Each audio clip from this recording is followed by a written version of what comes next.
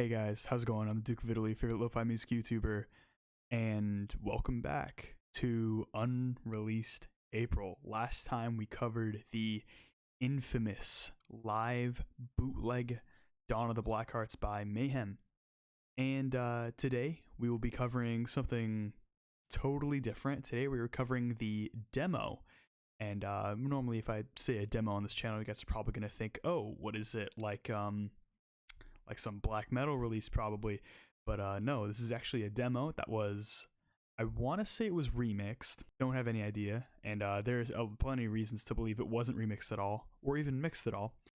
This is Originals by Prince. This is a post-mortem release, and it's a whole bunch of tracks that Prince wrote for other groups or just people. They were the demos that he sent to them. So a lot of the times there's some issues, sometimes just stylistically they don't even work. You could tell that it was written for someone else. Now before I move any further, I feel like I neglected to say last time that the purpose of Unreleased April is not to give a rating on one of these albums. I totally forgot to mention I wasn't going to rate these from 1 to 10 like I normally do, because here's the thing. I could go and rag on the mixing of demos forever and ever and ever. But that won't tell you the quality of the demo, because demos generally aren't mixed as well as other releases. And you could say that's like a shame or whatever, but it's not even meant for really for your ears. They're kind of meant to show to someone that they can play and then just mix stuff from there. So I don't really do that. A lot of times these are a lot of songs that are on other releases or just are from other people, and that's kind of what I put into consideration here, and especially comparison, because that's like what I have. So that's the main thing I wanted to get through to you guys, and basically I just want to tell you if these demos are worth checking out that much. Dawn of the Blackhearts, I'd say if you're a completionist, totally go for it. Today, Originals by Prince. We're gonna get into that now. Straight off the bat, couple flaws with this release, and I want to tell you. Pitchfork reviewed this one, and I'm not some shill for Pitchfork. I mean, you're definitely gonna see that right now.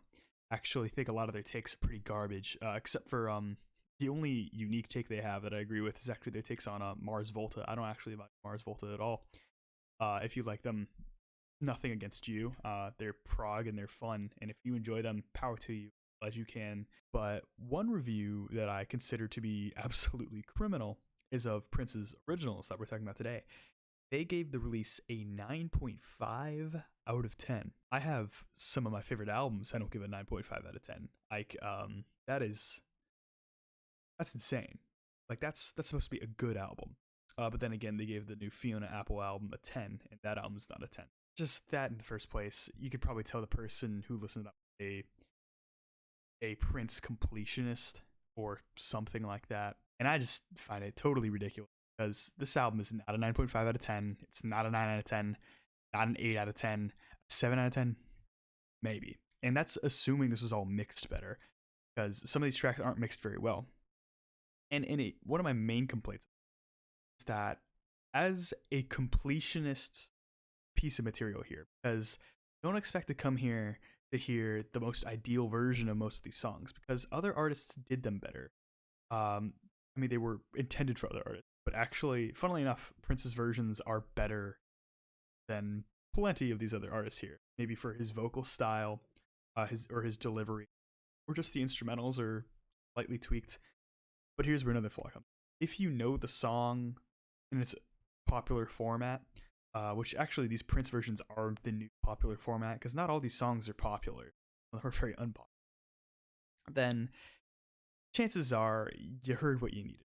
It's kind of boring, but you know, there's definitely some good stuff here. So let's just get into the track list and show you what's up. The opening track is Sex Shooter by Apollonia 6. Now, Apollonia 6 is one of two female-led groups in the 80s around the time of Purple Rain, where most of my point of view for Prince comes in.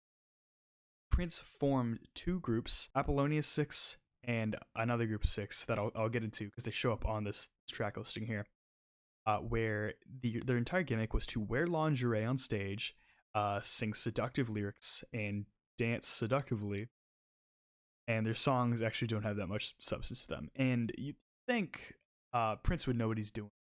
He's a great songwriter. Everybody knows that. And yeah, he totally has seductive songs. All over Purple Rain, that whole thing is seductive, and when it doesn't even try to. They think, why isn't this a smash hit? Sex Shooter is not a good song. The original version is completely lifeless, and every member of the group cannot sing. It actually, I think, got a golden Razzie. It's a bad song, basically. Apollonia 6 did not live longer as a group. The people are fine for the most part, I think. I will say that the percussion on the Prince version of the track, especially towards the end, is actually pretty great. I like the little embellishments there. It does add a lot to the track. Obviously, the version released with Apollonia 6 didn't really care about that. Prince does sing this entirely in his falsetto, which, the androgynous qualities, you could say, have a pretty sexual vibe to him. Not really for me, though. This is kind of a dud to start off. Next, we got Jungle Love by the band The Time, which was originally formed by Prince, and he wrote a lot of material for them. The song's awesome. If you listen to the original version, it's super, super great. I say original, I mean the Time version. Super funky. It's awesome. Just a great song overall. Basically, the Prince version is missing on this guitar solo that's very Prince-like. And I don't know why they'd cut that out. I don't know why Prince would cut that out. It makes no sense to me. Prince's guitar work is one of the main draws of his material, honestly.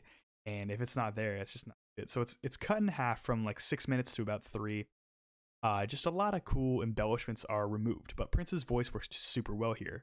Yeah, it's okay, but I prefer the Time version. Next is Magic Monday. This is famously put out by the Bangles, and a lot of people infamously don't even like that song. And after listening to the song, I was thinking for a second, I'm like, yeah, I really don't like this song. It's just kind of boring, not that good, cheesy, just low impact, not very fun. The Prince version is very similar. It's low tier Prince. It's not great stuff. If you like Magic Monday, the song is fine.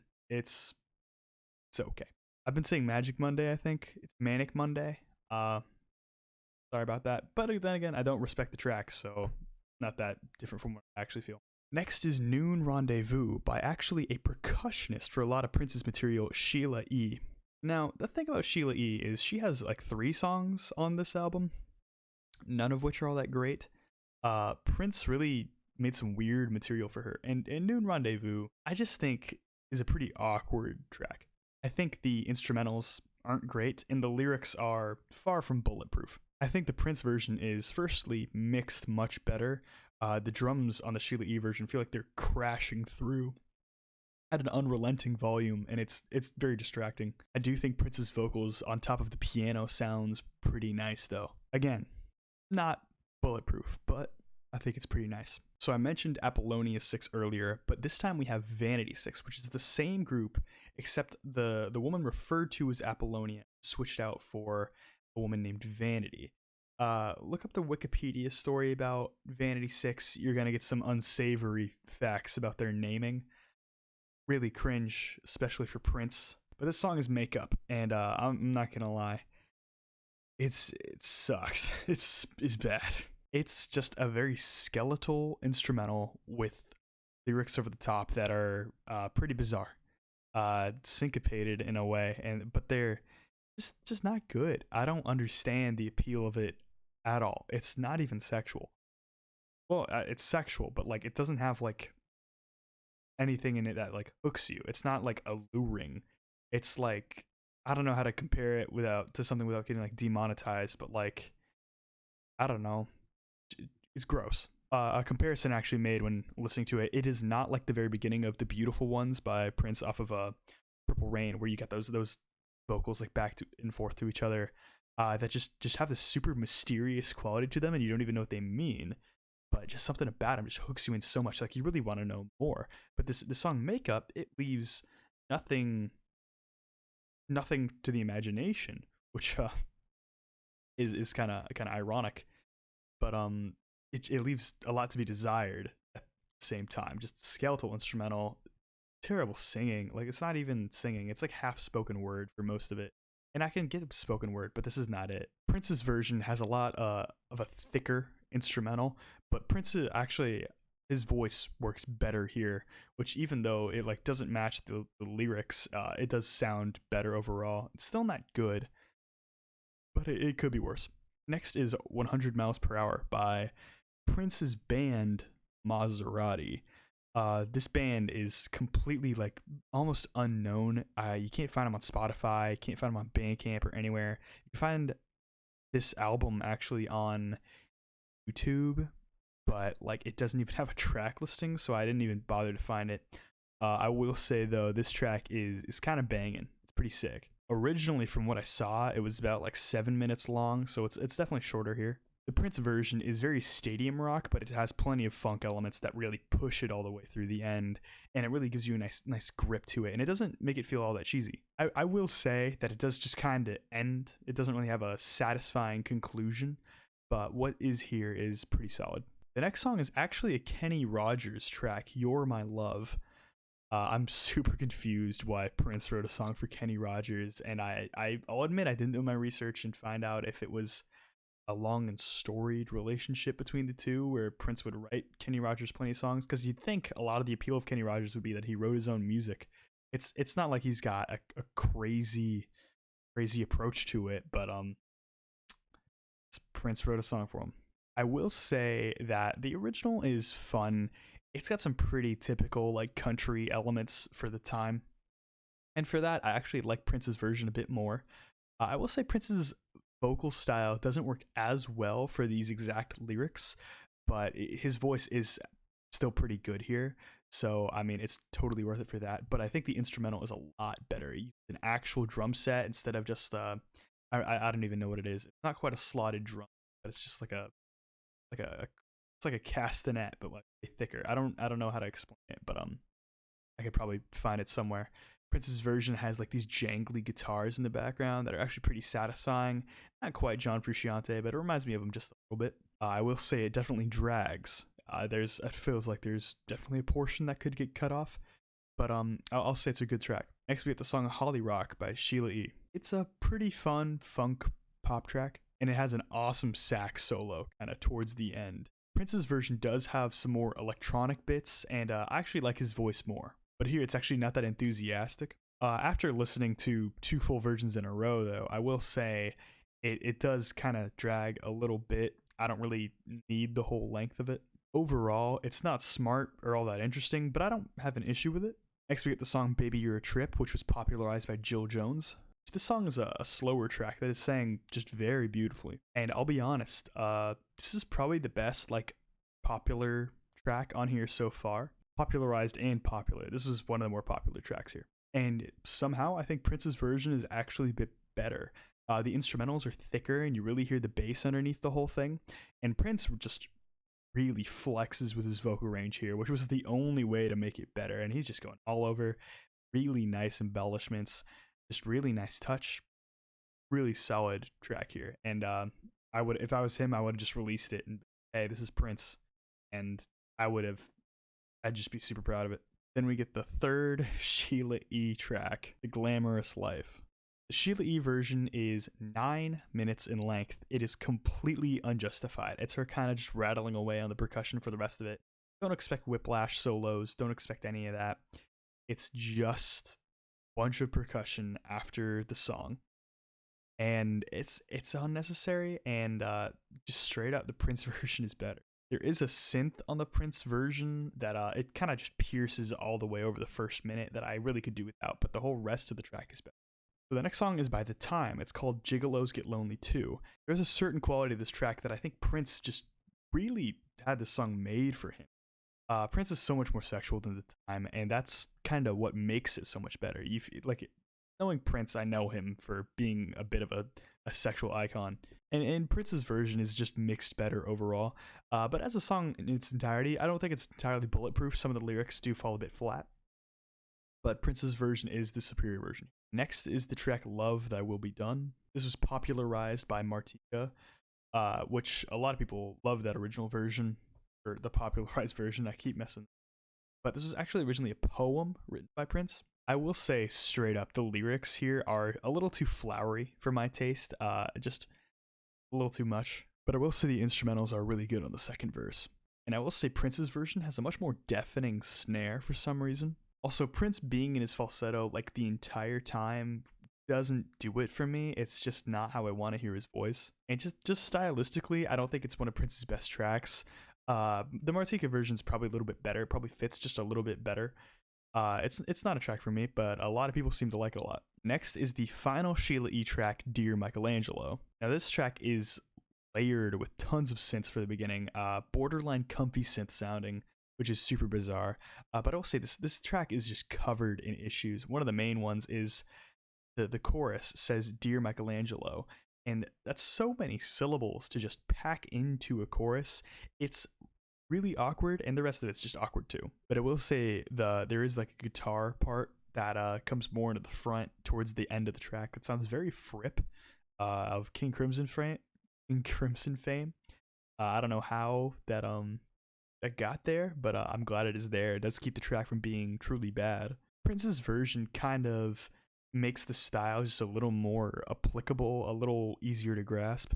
But if you like Sheila E., you'll probably like that version, but I do like the Prince version a little bit more, but I'm not big on either. Next is the Taj of Seville track. Sorry if I pronounced that wrong. Wouldn't You Love to Love Me? It's a fun little pop track. It's fun. It's not very intelligent. It's not really just going crazy. It's just a fun pop track. Not a lot of interesting stuff about the Prince version on the track. I will say his voice works a little bit better, because I remember her voice not clicking on some of the higher moments. Some of the riffs weren't exactly as good as they could be, but I do kind of like the Prince version more. Next is the track Nothing Compares to You, popularized by Sinead O'Connor. But this is really just a Prince track, and there's something I don't like about this track being here. This demo has, as you can tell, a lot of duds and a lot of not great tracks. I'd say on here there's like 3 great songs maybe, and just a lot of tracks that aren't even worth it. So you're probably, if you get this on if you're a baby boomer, buy this on CD. Probably not gonna buy it on vinyl, because why would you spend that much money on Prince originals? Pop it in your car, and you go through all these songs, and a lot of them drag, and then you do this all to reach Nothing Compares to You. There are probably plenty of other editions out there that you can find this same song. Also, I kind of like the Sinead O'Connor version more. I just think her voice is fun in it. But this Prince version you can find another place. This is probably the most emotional track here, though, and there is a saxophone solo that is just killer. Probably like the reason to listen to it. But it is a good song. My thoughts on this demo. As a release, if you're a completionist and you buy all Prince merch, sure, go ahead and buy a CD, cassette, and a vinyl of this thing. I'm not going to stop you. Would I recommend anyone do that other than you guys? Probably not. It's not great. Is it terrible for a post-mortem release? Yeah, kind of. I think it's kind of disrespectful to Prince's legacy to just be like, look what he wrote, and then you just put out this schlock, this garbage. But there are some great tracks here, I will admit. But that is the Originals demo by Prince. Hope you guys enjoyed. If you did, I'd appreciate a like and a subscribe. If you have any comments, questions, concerns, go ahead and comment down below. Or my social media will be in the description. Announcement: I have not announced this on a music related video yet. I have a Discord where I talk about music and I give out recommendations of albums that I really like when I listen to them. I've also got some acquaintances and friends on there that'll do the exact same thing. I will be putting it in the description as well. Please join. It's a lot of fun. I'll also post a couple memes if you want. So that's about it. What do you guys think of Originals by Prince? Go ahead and tell me, and I'll tell you why you're wrong. And I can't wait to see you guys next time. Have a good day. Bye.